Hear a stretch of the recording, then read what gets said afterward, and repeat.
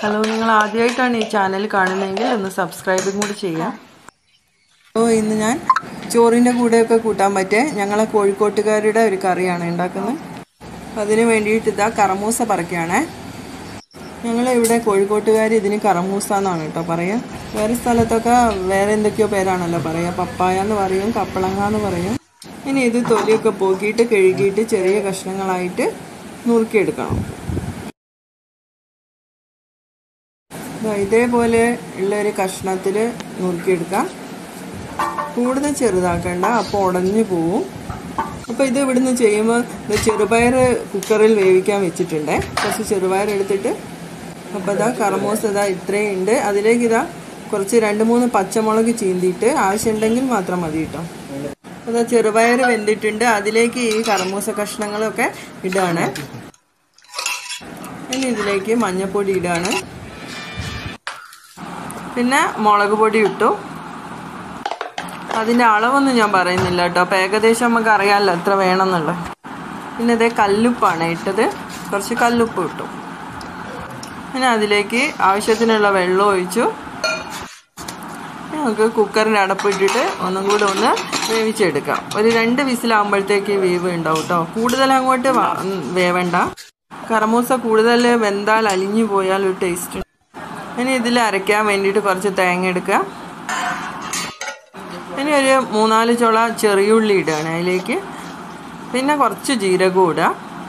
ഞങ്ങൾ കോഴിക്കോട്ടുകാർ ഇങ്ങനെ പച്ചത്തേങ്ങ അരയ്ക്ക് വന്ന ചില പച്ചക്കറികളിലൊക്കെ ഈ ജീരകവും ചെറിയുള്ളി ഇട്ടിട്ടാണ് കേട്ടോ അരയ്ക്കുക. ഇത് കറമൂസയും ചെറുപയറും ഒക്കെ നല്ലോണം വെന്തിട്ടുണ്ട്. വെന്തിട്ടുണ്ടോ എന്ന് സ്പൂൺ എടുത്തിട്ടൊന്ന് ഉടച്ച് നോക്കി. നന്നായി വെന്തുണ്ട്. ഇനി ഇതിൽ നമ്മൾ അരച്ച് വെച്ച തേങ്ങ ഒഴിക്കാൻ പോവുകയാണേ.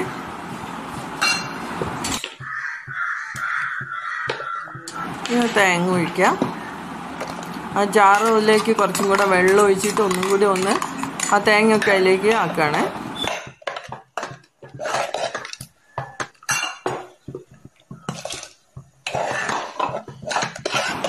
ഇനി ഇത് നന്നായിട്ടൊന്ന് തിളക്കട്ടെ. ഇനി ഇതിലേക്ക് കുറച്ച് കറിവേപ്പില ഇട്ട് കൊടുക്കാം. അപ്പോൾ അതിൻ്റെ ഒരു സ്മെല്ലും കൂടെ അതിൽ പിടിച്ചോളും. നമുക്ക് കടുകൊക്കെ ഇട്ടിട്ട് വറവിടുക. അതിന് വേണ്ടിയിട്ട് ചീനച്ചട്ടി വെച്ചു. എണ്ണ ഒഴിച്ചിട്ട് കടുക് ഇട്ടു.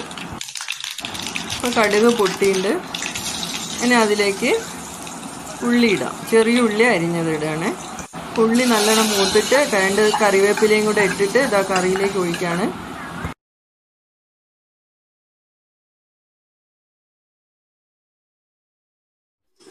അപ്പോൾ അത് ഞങ്ങളെ കോഴിക്കോട്ടുകാരുടെ ചെറുപയറും കറമൂസയും കറി റെഡി ആയിട്ടുണ്ട്. ഇതുപോലെയാണ് ഉണ്ടാവുക. കൂടുതൽ കട്ടിയില്ല, കൂടുതൽ വെള്ളവും ഇല്ല, പാകത്തിനാണ്.